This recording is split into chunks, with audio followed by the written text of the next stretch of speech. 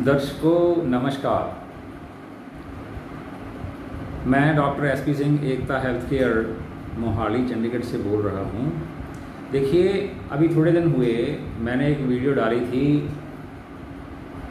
कि होम्योपैथी अपनाएं, लेकिन क्यों, मैंने क्यों का जवाब दिया था।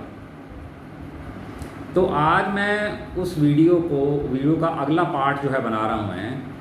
तो मैंने उसमें जो आखिरी पॉइंट डिस्कस किया था कि पेशेंट को कैसे पेशेंट बनाया जाता है, इसके बारे में हर बंदे को पता होना चाहिए, क्योंकि हम इग्नोरेंट हैं, हमें पता नहीं है किसी बात का और हम गलती पे गलती जो है वो करते चले जाते हैं।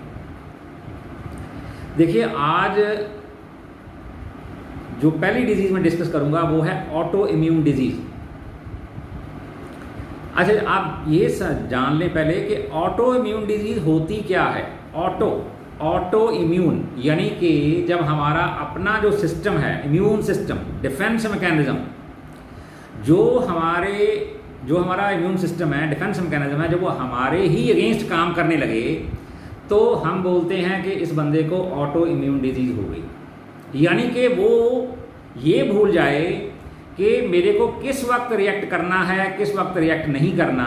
अगर वो ये आइडेंटिटी खो देगा, ये उसको पता लगना बंद हो जाएगा कि ये चीज़ जो मेरे अंदर आई है, कोई इन्फेक्शन अंदर आई है या कोई चीज़ जो बॉडी के अंदर आ गई है, उसके अगेंस्ट मेरे को रिएक्ट करना है कि नहीं करना।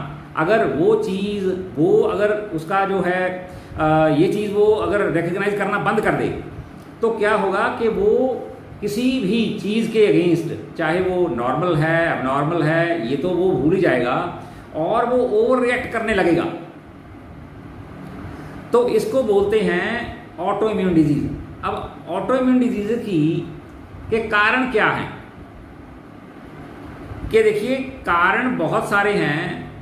जब मैं छोटा होता था तो मैंने कभी नहीं सुना था कि किसी बंदे को शुगर हो गई है, किसी बंदे को डस्ट एलर्जी है, किसी बंदे को जो है वो ये क्या उसका नाम है SLE है, मल्टीपल स्क्लेरोसिस है, या रोमेटॉइड आर्थराइटिस के बहुत कम केसेस होते थे, अगर होते थे तो मतलब ये जो डिजीजेस हैं ये आजकल इतनी ज़्यादा प्रेवलेंट क्यों हो गई, इतनी ज़्यादा जो है कॉमनली क्यों पाई जाती हैं, इनका कारण क्या है। देखिए, कारण इसके जो हैं आजकल जो हैं बहुत ज़्यादा हैं, बहुत सारे कारण इसके हैं और हो सकते हैं। जैसे बैक्टीरियल इन्फेक्शन हो सकती है, वायरल इन्फेक्शन हो सकती है, ड्रग्स, जो मेडिसिन हम अंधाधुंध मेडिसिन ले रहे हैं, अंग्रेजी दवाइयाँ ले रहे हैं, वो दवाइयाँ हो सकती हैं। केमिकल्स हो सकते हैं। केमिकल्स में क्या आ जाता है, केमिकल्स में पेस्टिसाइड्स आ जाते हैं, परफ्यूम्स आ जाती हैं, डाइज आ जाती हैं, टॉयलेट सोप्स आ जाते हैं, प्लास्टिक गुड्स आ जाती हैं, तो अगरबत्ती आ जाती है। तो ये चीज़ें जो हैं ये हम बहुत फ्रीक्वेंटली यूज़ कर रहे हैं और बिना सोचे समझे कि इनमें केमिकल्स पड़ते हैं। और जब ये केमिकल्स अंदर जाते हैं हमारे, तो हमारा सिस्टम जो है धीरे धीरे उस जो इम्यून सिस्टम है वो अपनी आइडेंटिटी खो देता है और वो ये उसको ये जानकारी जो है नहीं होती फिर कि ये जो चीज़ है जो इसके अगेंस्ट मेरे को रिएक्ट करना है कि नहीं करना है, तो फिर वो ओवर रिएक्शन स्टार्ट कर देता है। तो इसमें एक और भी आप चीज़ ऐड कर सकते हो कि जो वैक्सीनेशंस होती हैं उनमें जो केमिकल्स होते हैं, जो वायरसेस होते हैं, जो प्रिजर्व किए हुए वायरसेस या बैक्टीरिया होते हैं, वो भी कारण बन जाते हैं ऑटो इम्यून डिजीज का। तो आपने अभी एक टर्म यूज की जाती है सुपर बग। वो सुपर बग क्या है? वो सुपर बग है कि ये सुपर बग जो है हॉस्पिटल में बनी है, यानी कि वो बैक्टीरिया या वो वायरस जो किसी भी केमिकल से नहीं मरते, अब वो सुपर बग बन गए हैं। यानी कि कोई केमिकल, कोई एंटीबायोटिक उन पर काम ही नहीं करता। अब आपने देखा होगा कि जो मच्छर आजकल है वो मच्छर किसी चीज़ से नहीं मरता, वो रेजिस्टेंट हो गया, उसने अंदर अपने रेजिस्टेंस पैदा कर ली। आप कछुआ छाप अगरबत्ती लगाते थे, आप ओडोमॉस लगाते थे, तो आप 100 तरह के जुगाड़ करते थे, लेकिन जब मैं बचपन में छोटा होता था तो हमारे घर में मच्छरदानियाँ होती थी, सब लोग मच्छरदानी लगा के सोते थे, कोई केमिकल यूज़ ही नहीं करता था। लेकिन आजकल क्या है, आजकल तो फैशन चला हुआ है, आप अगरबत्ती लगा लो, आप गुड नाइट लगा लो, आप ओडोमॉस लगा लो, आप ये लगा लो, वो लगा लो। तो इसके साथ क्या हुआ कि हमारी बॉडी के अंदर जो रिएक्शंस होते हैं वो हमारा इम्यून सिस्टम जो है उसको बर्बाद कर देते हैं।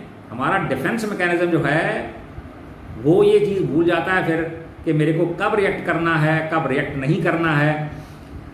तो ये चीज़ें हैं जो ऑटो इम्यून डिजीज़ का कारण है। देखिए, अब सोराइसिस जो है वो एक ऑटो इम्यून डिजीज़ है, और जैसे मैंने पहले बताया था आपको कि सोराइसिस जो है इनक्योरेबल क्यों हो जाती है, IBS जो है वो क्यों इनक्योरेबल हो जाती है, रोमेटॉइड आर्थराइटिस जो क्यों इनक्योरेबल हो जाती है, क्यों? क्योंकि जब आप उस डिजीज़ को ठीक करने के लिए आप क्या करते हो, आप फिर एलोपैथिक मेडिसिन लेते हो। एलोपैथिक मेडिसिन क्या करती है कि वो आपके इम्यून सिस्टम को खामोश करने का काम करती है। वो जो मेडिसिन देते हैं वो कोशिश करते हैं कि आपका इम्यून सिस्टम जो है वो रिएक्ट करना बंद कर दे। आप अब ये बताओ मेरे को कि अगर आपका डिफेंस मैकेनिज्म ही रिएक्ट करना बंद कर देगा तो आपकी डिजीज़ क्या ठीक हो जाएगी?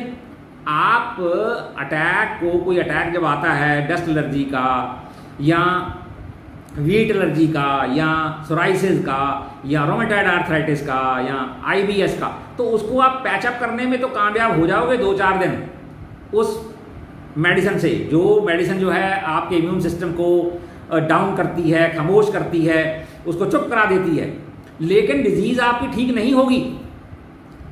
तो बस यही प्रॉब्लम है कि लोगों को जो है मिसगाइड किया गया है, लोगों को ये सच्ची बात नहीं बताई गई कि भाई ये ठीक नहीं होगा। मैंने जैसे बताया आपको कि मेरे को 2007 में सोराइसिस का बहुत सीवियर अटैक आया था, लेकिन मैं निकल गया उसमें से क्योंकि मेरे को सही मेडिसिन मिल गई। मेरे को तो इंग्लिश मेडिसिन का तो मैंने कभी सोचा ही नहीं, बचपन से ही मैंने कभी इंग्लिश मेडिसिन न ली, ना मैंने किसी को एडवाइस किया कि आप इंग्लिश मेडिसिन लो। तो मेरा कहने का जो मतलब है वो ये है कि लोगों को इस बात को अंडरस्टैंड करना होगा कि जो ऑटो इम्यून डिजीजेज हैं वो कहाँ से आ गई, वो कहीं से नहीं आई, वो हमारे ही लोगों ने पैदा की हैं, हमने खुद ही। अब देखो, केमिकल जो प्लास्टिक जो बॉटल्स हैं, जो प्लास्टिक गुड्स हैं, उनमें एक केमिकल पड़ता है जिसको थायलेट बोलते हैं। वो थायलेट्स क्या करते हैं कि वो प्लास्टिक को फ्लेक्सिबल बनाते हैं, ट्रांसपेरेंट बनाते हैं। तो वो जो थायलेट है, जैसे आप एक फैशन बन गया कि आपको जो है वो मिनरल वाटर पीना है। लोग आजकल जो आजकल की यंग जनरेशन है ये तो अपने बैग में रखते हैं प्लास्टिक बॉटल्स, बस जब दिल किया सिप कर लिया पानी। तो ये चीज़ जो है, ये थायलेट्स जो हैं ये हमारे अंदर जा रहे हैं और हमारी बॉडी जो है उसका जो इम्यून सिस्टम है उसका सत्यानाश कर रहे हैं। इसलिए हमें फैशन को छोड़ के हमें उन्हीं ओरिजिनल चीज़ों पे आना होगा जो हम पहले यूज़ करते थे। तो ये हुआ आज का जो पहला जो पॉइंट है कि ऑटो इम्यून डिजीज़ होती क्यों हैं, क्या कारण है उसके, और ऑटो इम्यून डिजीज़ ठीक कैसे हो सकती है। देखो, ऑटो इम्यून डिजीज़ ठीक हो सकती है अगर सही मेडिसिन मिल जाए। आपको अपने इम्यून सिस्टम को दबाना नहीं है। अगर वो ओवर रिएक्ट कर रहा है तो सही सिम्टम्स लेके, और उसमें एक इम्पॉर्टेंट फैक्टर आ जाता है कि कहीं उसमें कोई बैड इनहेरिटेंस का फैक्टर तो नहीं है कि वो चीज़ उसको विरसे में तो नहीं मिली। अगर वो चीज़ उसको विरसे में मिली है कि उसके पेरेंट्स में किसी को थी प्रॉब्लम कि उसको सोराइसिस थी और सोराइसिस बच्चे में आ गई, तो उसका ट्रीटमेंट भी उसी तरीके से होगा। अगर वो बैड इनहेरिटेंस का फैक्टर आप रिमूव नहीं करोगे तो डिजीज़ ठीक नहीं होगी। अल्टीमेटली वो मेडिसिन आपको देनी ही पड़ेगी, तभी जाके जो है वो पेशेंट उसमें से निकलेगा। तो आज का ये पहला पॉइंट है ऑटो इम्यून डिजीज़, जो मैंने डिस्कस किया आपके साथ कि देखो ऑटो इम्यून डिजीज़ जो है वो क्योरेबल है, और ऑटो इम्यून डिजीज़ जो है हमारी ही पैदा की हुई है, और हमारी जो है रॉन्ग काइंड ऑफ फूड है, रॉन्ग काइंड ऑफ जो गुड्स हैं हम यूज़ करते हैं। अब देखो, ये टॉयलेट सोप है, टॉयलेट सोप कितनी कंपनियां टॉयलेट सोप बनाती हैं, और हमें पता ही नहीं कि उसके अंदर क्या डलता है, कौन सा केमिकल वो इस्तेमाल कर रहे हैं और उसमें क्यों कौन सी परफ्यूम डाली जा रही है। अब परफ्यूम्स हैं, परफ्यूम्स में क्या कौन सा केमिकल यूज़ होता है हमें पता नहीं, हम वो परफ्यूम यूज़ कर लेते हैं। तो ये चीज़ें जो है ना, इन चीज़ों से हमें बचना होगा, तभी जाके हम अपनी जनरेशन को बचा सकते हैं। और लाखों रुपया जो हम डॉक्टरों को देते हैं डिजीज़ को क्योर करने का या ठीक करने का, क्योर तो वो होती नहीं, क्योंकि इंग्लिश मेडिसिन से तो क्योर होने से रही, तो सारी उम्र मेडिसिन लेनी पड़ेगी, सारी उम्र सफ़र करना पड़ेगा।